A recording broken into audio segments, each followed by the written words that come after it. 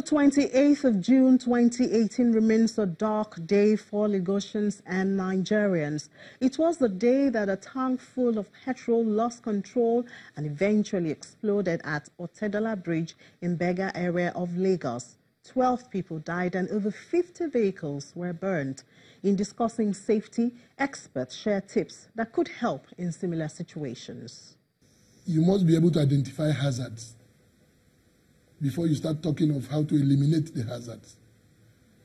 If you are not competent enough to identify hazards, you cannot have any measure or action that will be reasonable enough, acceptable, and maybe logical, that can be applied to get rid of the hazards. Now, the government has a lot to do. We have already identified the inherent hazards in our daily affairs as a nation, as a people, on the roads, in the industries.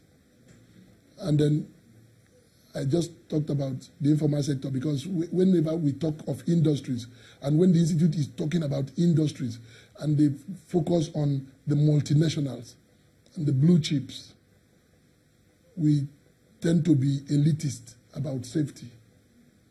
Safety is about the well-being of the people. It has to do with all the measures and actions we can put in place. Now, the government, having been able to identify that the roads and the use of the roads has constituted a lot of hazard and has led to accidents, deaths, illnesses, a whole lot of things.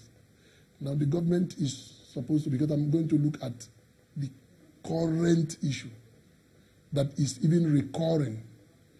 It is current and recurrent because it is what we have been handling for years and is growing in magnitude. One, the trucks. Like we have car parks for taxis. We have car parks for buses, bus terminals. Why can't we have trailer terminals? Why can't we consider also the total mileage these drivers and their vehicles have to go to deliver their services and goods? The effect on the human biological system, the effect on alertness, overall stress on the physical man, and what would be the effect of that on the accident profile on the roads. So I feel the government should also have terminals where buses, trailers, articulated vehicles generally will have to stop, where drivers are compulsorily meant to stop over and rest. It is the duty of government, as enshrined in the first schedule of the Constitution, to provide security and welfare. And the welfare comes by providing hospitals, roads, electricity, you know, all those type of things. Now, making sure that people's well-being is also guaranteed, their safety. Even if a man wants to commit suicide, the government will compel him to stay alive. It's duty of government. It's different from next year. I can give you a brief. You're coming into Lagos. We have a weigh bill. A weigh machine, a weight. 2, you must go through our motor vehicle inspection. You know, the way is just to know the weight of that vehicle itself. Then going through the inspection to check your brake, check your lights, both front, back, check your shocks and some other stuff, and your documentation before you can enter Lagos. It's not we're not saying it's another state. We're not saying another country. But it's happening in Lagos. if we check you, do you know if it's done here in Lagos, throughout the entire Nigeria will be safe? Where you are going to load your substance, they will ask you for all those documentations. If you give it to them, they can load you. If you don't and they load you, they too will be sued. Whether load goods, whether load liquid, whether load gas, or whatsoever it is, they will ask you, where is the document from, number one, Safety Commission, two, the motor vehicle that says it has passed,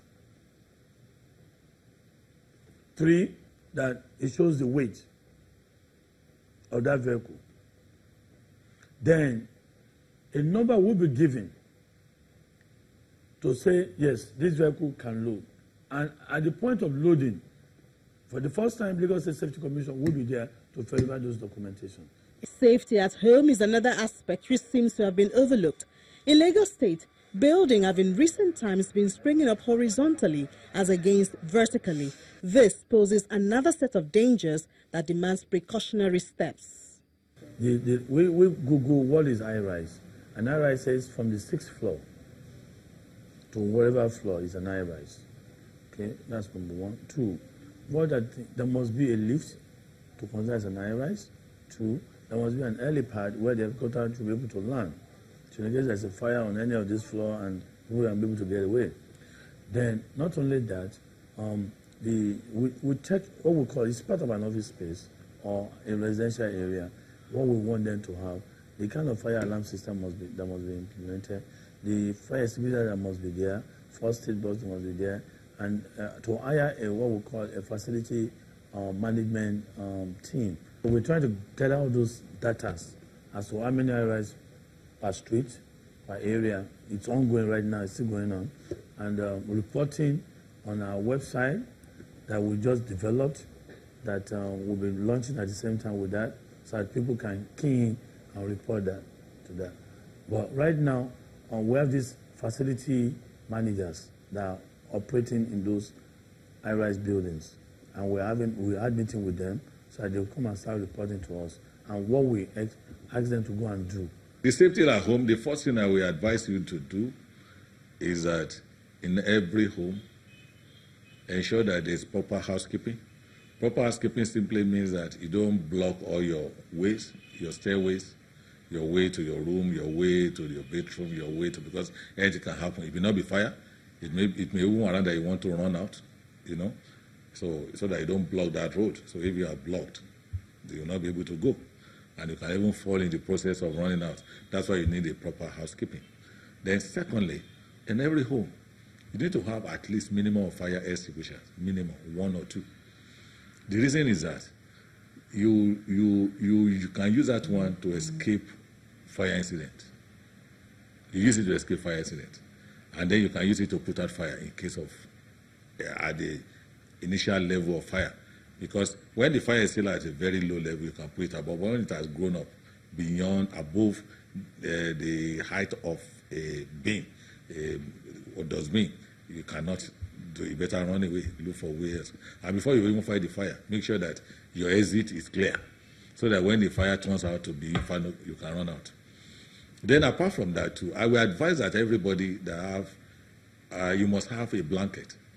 There's what they call a blanket. I think those blankets that we were using in those old days, those malas that were sending to us, I could remember when we were at school, we normally use it, very thick blanket.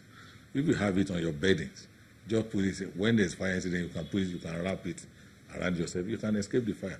The only thing that will happen is that your leg can get burnt, but your body will still be there. So you'll go to the hospital to treat your leg, that's all. So you'll not get hot and you'll not get burnt.